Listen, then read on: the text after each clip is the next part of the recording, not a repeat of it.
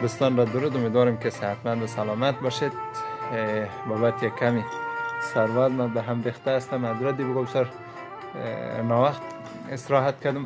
صبح هم دیگه همونطور از خواب بال شده خیز طرف کار دیگه گشتنی در دنیای اینترنت و صفحات مجازی بودم. یک شعر بسیار جالبی را به نظرم افتاد که نمیفهم خوشبختانه بگم یا متاسفانه بگم.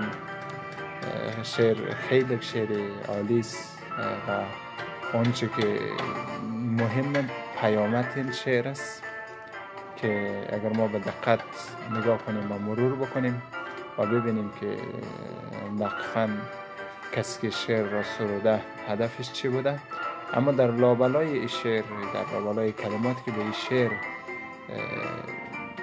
به کار رفته، در کل دنیای روابط، دنیای ارتباطات، چی در ارتباطات های فردی باشه چی در ارتباطات های جمعی و مشترک باشه، فرق نمی کنه.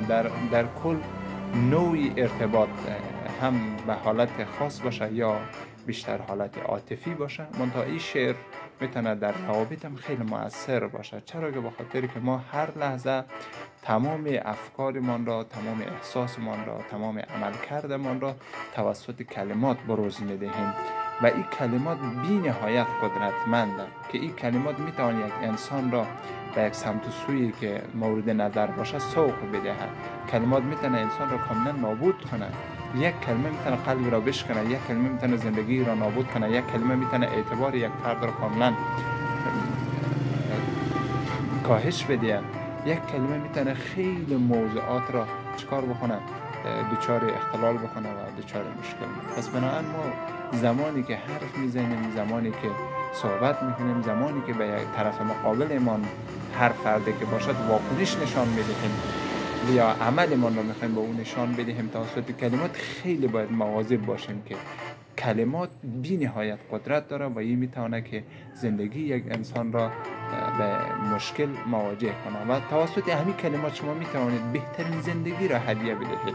پس متن شعر را که از صفحاتی که دیدیم را نوشتم، خیلی 4 تا بیت هست، بسیار یک مفهومی عالی داره، بسیار یک پیامد خود داره، خوب داره و این میتونه یک سرمشق برای تمام عزیزانی که در روابط هستن باشد.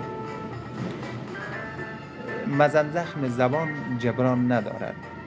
خیلی یک سروده جالبه. مزن زخم زبان جبران ندارد. شاید خیلی چیزای دیگر بتونیم جبران بکنیم، اما حرف که یک بار گفته شده بسیار به سختی میشه جبران کرد و اما بسیار زمان برخواهد بود.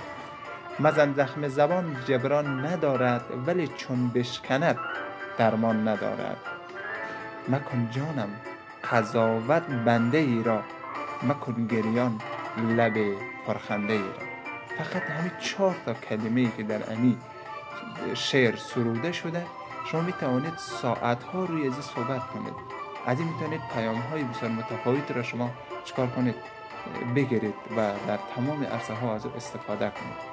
مهم نیست که شعر زیاد باشه، صحبت زیاد باشه، کلمات زیاد باشه. یک کلمه همون رقمی که میتواند یک قلب را بشکند، یک زندگی را نابود کند و یا یک زندگی را به ارمغان بیاورد، به یک بله و نخیر دنیای یک انسان را کاملا تغییر بدهد. پس این 4 تا شعر میتونه یک سرآمد زندگی موفق باشه، میتونه به عنوان یک الگو از ما در نحوه استفاده کلمات استفاده بکنیم. پس پیام این شعر را هر فرد نظر به افکار خود، نظر به تصور خود، نظر به عملکرد خود میتونه به صورت متفاوت از او برداشت بکنه، اما نهایت تلاش بر این باشه که ما به هیچ عنوان تحت هیچ شرایط، حتی در سخته ها، نهایت کوشش کنیم که روی کلماتمون مسلط باشیم، چون هیچ چیز قدرتمندتر از کلمات نیست و ما میتوانیم که این کلمات را در راه درست استفاده بکنیم. حتی اگر شما به هدفتان نیک باشه، هدفتان خیر باشه، به صورت درست و کار نبردن این کلمات میتونه که شما را به یک منجلاب کامل قرار بدهد. شاد باشید، سلامت باشید، زندگیتان پر از مهربانی باشد و معیارهای زندگیتان در مرادتان باشد. وقتتان خوش، مرحبا باشید.